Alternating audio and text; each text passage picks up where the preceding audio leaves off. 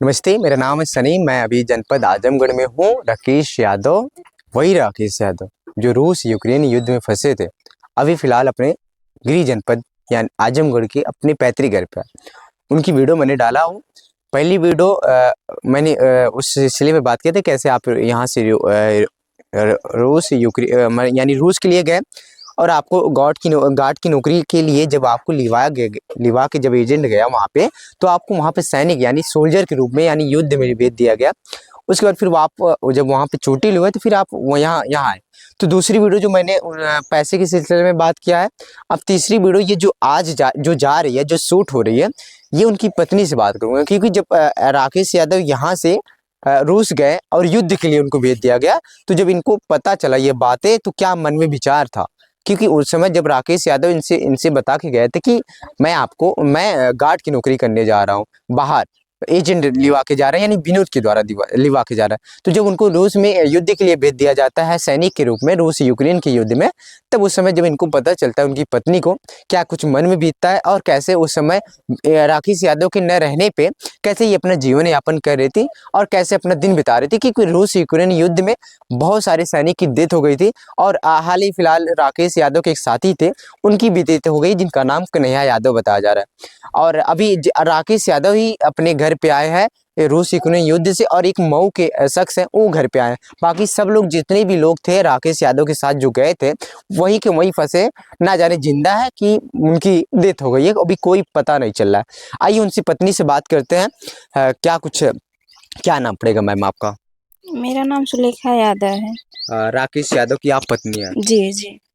तो जब राकेश यादव यहाँ पे आपको जाते हैं यहाँ से गार्ड की नौकरी बाहर करने के लिए, जी। तो क्या कुछ आप उस समय हुआ, क्या कुछ बताया आपको? जब मेरे पति यहाँ से गए, तो जिस दिन यहाँ से गए उसी दिन से हम लोगों को बहुत दिक्कत आपको परेशानी। बताए थे हम लोग गार्ड की नौकरी करने जा रहे हाँ, मतलब यही बता के यहाँ से गए थे कि हमें गार्ड की नौकरी होगी हैं। और 2 लाख मंथ सैलरी होगी। हम्म, तो उस समय तो कुछ मन में था कि ना जाए तो ठीक है, लेकिन तो हमारी मजबूरी थी कि अपनी मजबूरी देख के वो चले गए। और जिस दिन से यहाँ से गए उसी दिन से हम लोगों को बहुत परेशानी होती थी, हर एक चीज़ को लेकर परेशानी होती क्या थी। क्या परेशानी होती थी? अब मेरे 2 छोटे-छोटे बच्चे हैं और मेरे पास ढंग से पहली बात तो रहने के लिए घर नहीं है। और जो मेरे छोटे-छोटे बच्चे हैं, अगर बारिश होती थी या ठंड है, तो इसी में बच्चों को लेके हम यही मंडई में अपना बिताते थे और खाने-पीने को लेकर के। और हमारे पास खेत भी नहीं है कि हम खेत से ही पैदा करके बच्चों को खिलाएँ।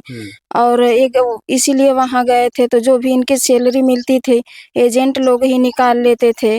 और बच्चों के दवा के लिए और जो हमारे माता-पिता हैं, उनके दवा के लिए हम हर एक चीज़ का सामना बहुत दिक्कत हम लोगों को हुई जब तक ये मतलब नहीं आए।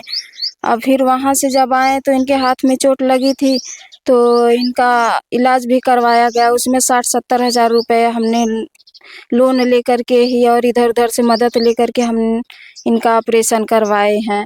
और बहुत घर में बहुत सारी दिक्कतें आती थी जो मैं कह नहीं सकती हूँ। अच्छा, जब ये राकेश यादव जी गए बाहर, जैसे ही गए यानी आज ही गए समझ लीजिए, जब गए वहाँ पे पहुँचे तो आपको कॉल वॉल किए थे, बात उत हुई थी आपसे? जब वहाँ पहुँचे थे तो बात हमारी हुई थी। हाँ, क्या बात बताए थे उस समय?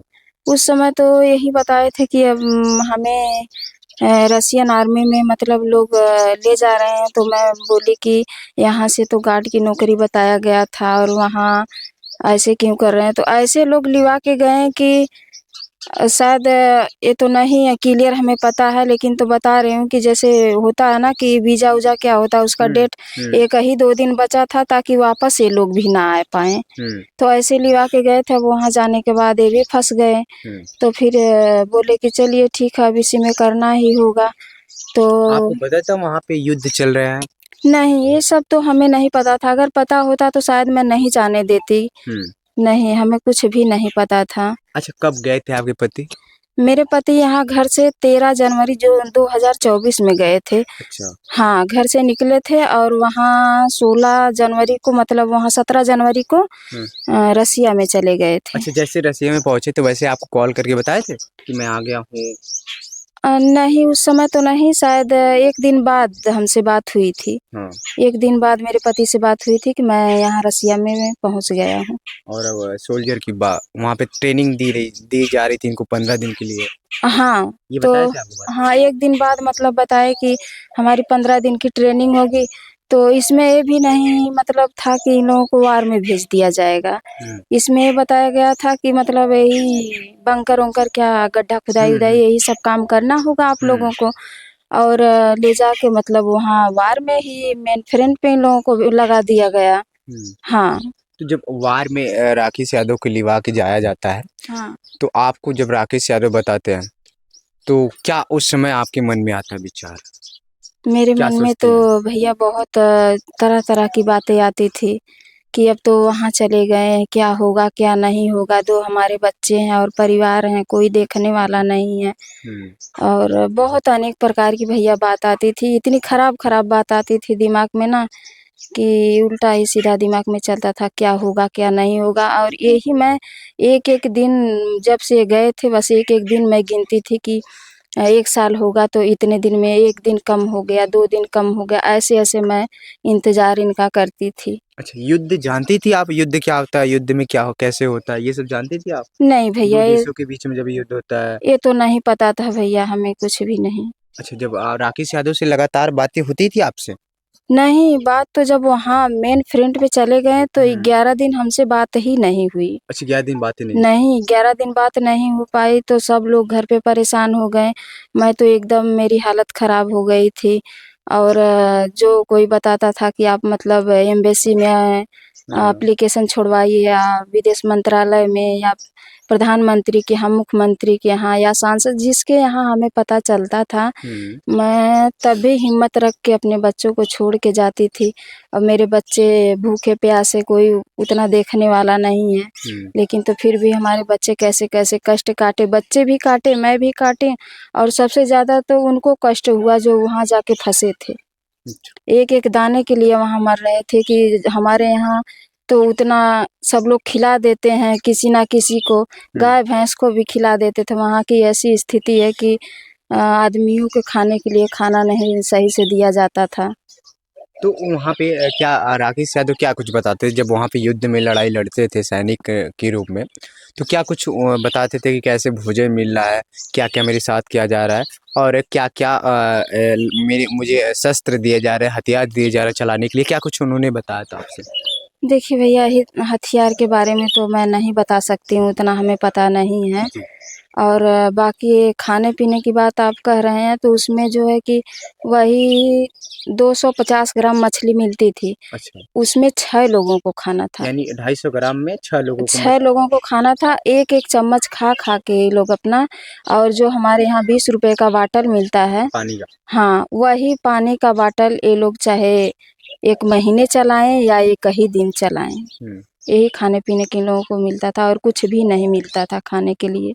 और बस क्या है कि इन लोगों से कोई चीज़ है, आप यहाँ ले जाइए, वहाँ खाने-पीने की चीज़ तो इन्हीं लोगों से ले जाते थे यही हुँ। लोग, हुँ। लेकिन तो उन लोगों को दिया नहीं जाता था खाने के लिए। अच्छा। हाँ, तो उस समय जब आप क्या उस समय राकेश यादव ये बताते थे कि मैं यहाँ पे जो युद्ध लड़ रहा हूँ, क्या मैं सही मुझे यानी क्या कुछ कहते थे कि मुझे यहाँ से निकलना चाहिए या मैं यहीं रहूँगा या कुछ क्या कुछ कहते थे? बस आने की बात कह रहे थे कि आप वहीं रहेंगे? नहीं भैया आने की बात कह रहे थे। वहाँ से इतना अब बताइए कि जो आदमी ना सही से खाने के लिए, हुँ। ना सही से पीने के लिए, ना सही से सोने के लिए अगर आदमी को ना मिले, तो आदमी वहाँ सोचेगा कि हम वहाँ जाके रहें।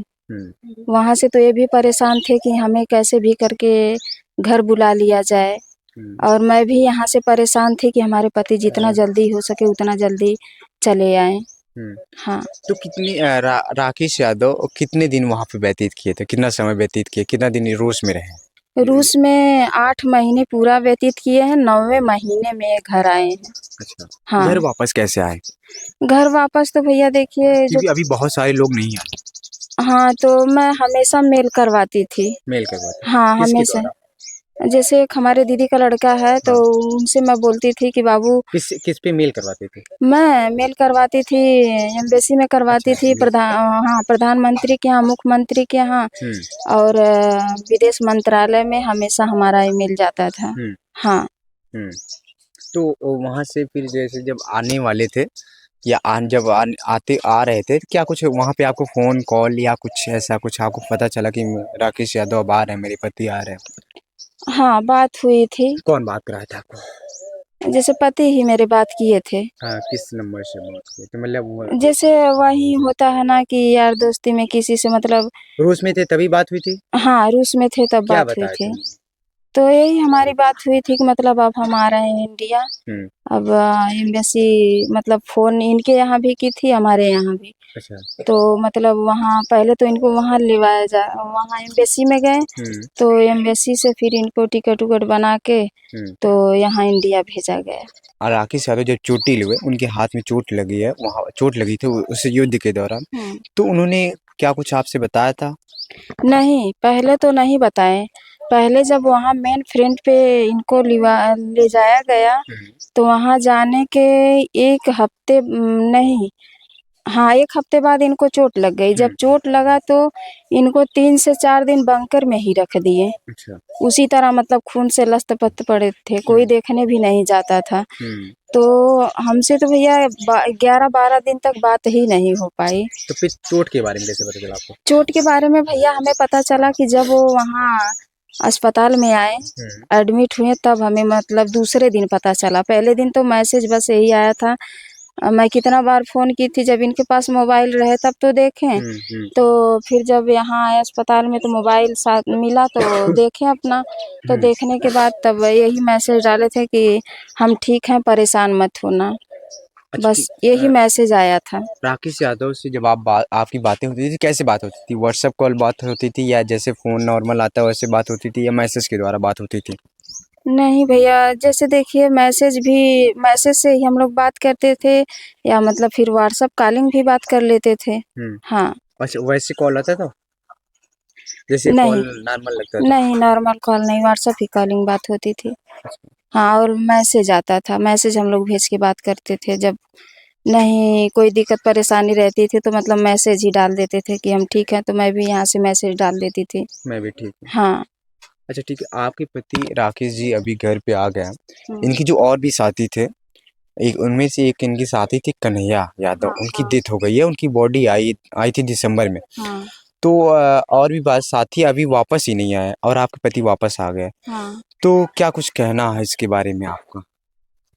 मेरा तो कहना भैया यही है कि अब तो देखिए सब कुछ हमारे विदेश मंत्रालय जी के और प्रधानमंत्री जी के हाथ में है, मुख्यमंत्री जी के। हुँ, इन लोगों से मेरा यही निवेदन है कि जो हमारे भाई फँसे हुए हैं, हुँ, उन लोगों को जल्द से जल्द वापस मँगवाया जाए।